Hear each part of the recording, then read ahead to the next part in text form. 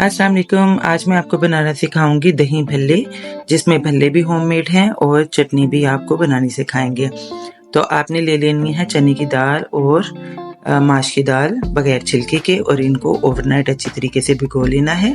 और इसमें आपने जो इंग्रेडिएंट्स डालने हैं, मसाले डालने हैं, वो आप चाहें तो पीस कर भी डाल सकते हैं। तो मैं इनको साबुत ही डालूंगी ताकि जब ये चॉपर में चलें तो खुद ही इसमें थोड़े से ग्राइंड भी हो जाए। तो आपने इन तमाम चीज़ों को आपने चॉपर में डालना है, उतना डालिएगा जितना ये अच्छी तरीके से मूव हो सके। तो अगर आपको पानी की ज़रूरत पड़े तो बिल्कुल ही टेबल स्पून के हिसाब से आपने पानी लेना है, ज़्यादा पानी नहीं डालना, वरना ये बहुत ही लिक्विड बन जाएगा तो फिर भले आपके अच्छे तरीके से फ्राई नहीं हो पाएंगे। तो ये इस तरह से चलना चाहिए, बस इसमें चॉपर में इतना पानी आप डालें। और ये देखिए ये क्वाइट थिक है, तो इस तरीके से इतनी ही थिकनेस के साथ हम अपनी तमाम दाल को पीस लेंगे।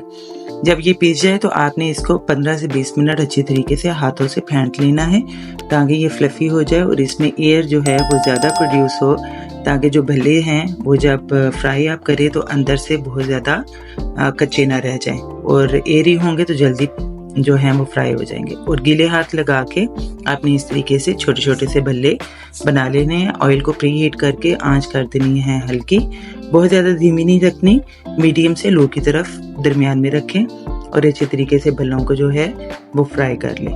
फ्राई करते हुए आपने चम्मच को कच्चे कच्चे भल्लों पे नहीं चलाना, वरना वो ढह जाएंगे। तो आप जब वो थोड़ी देर के लिए पक के अपना आप छोड़ दें तो फिर आप चम्मच से इनको हिलाकर तमाम साइडों से अच्छी तरीके से ब्राउन कर लें। तो जब ये अच्छी तरीके से ब्राउन हो जाए तो आपने पानी में इनको डिप कर देना है।